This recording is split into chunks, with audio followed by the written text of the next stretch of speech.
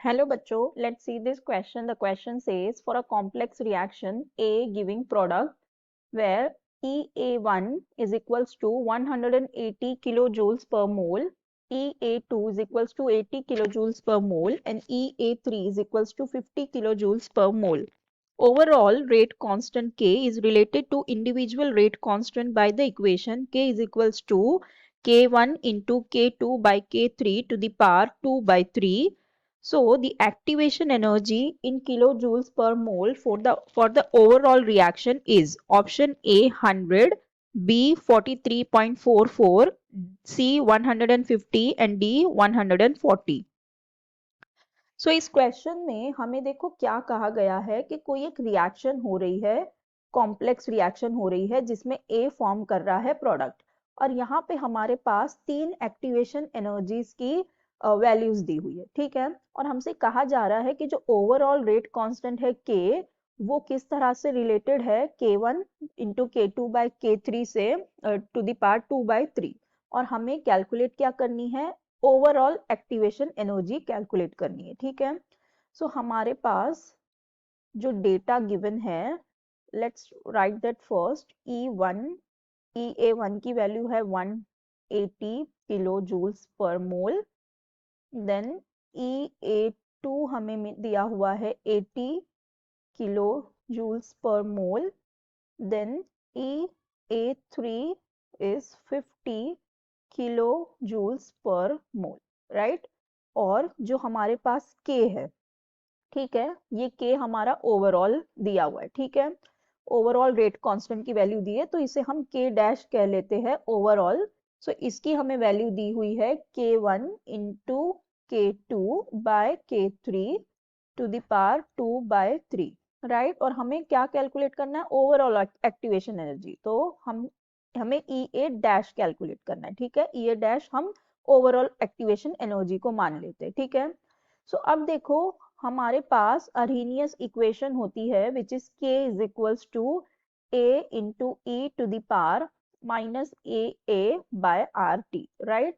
तो अब यहाँ से अगर हम इनकी वैल्यू डालें, मतलब K1 K2 K3 का ले, तो यहाँ से ये क्या हो जाएगा, ये A हमारे पास हो जाएगा।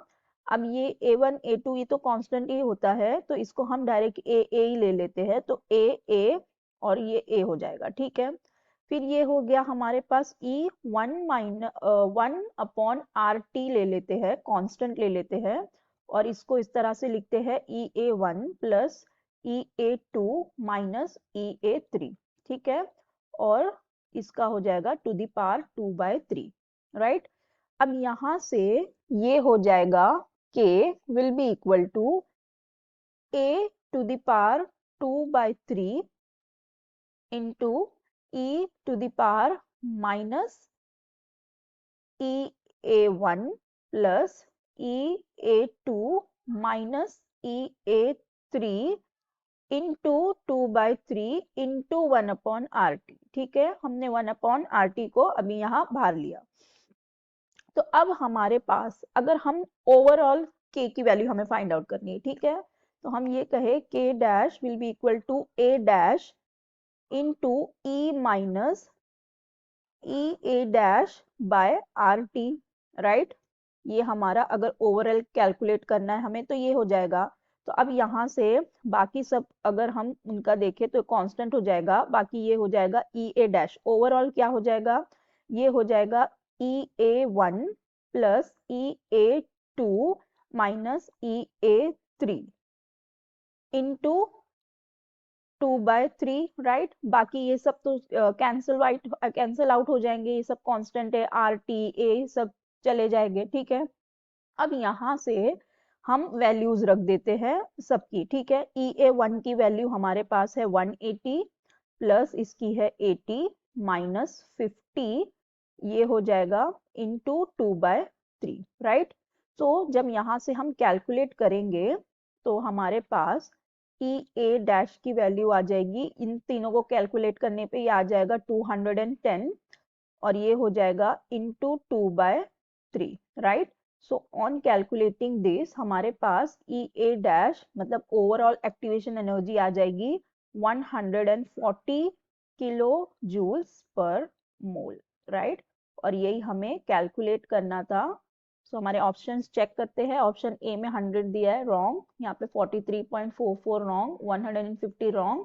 डी हमारा करेक्ट ऑप्शन हो जाएगा जिसमें दिया है 140 और यही हमें यहाँ पे मिला है। सो हमारा करेक्ट ऑप्शन हो जाएगा option D. So I hope you understood it well. Best of luck. Thank you.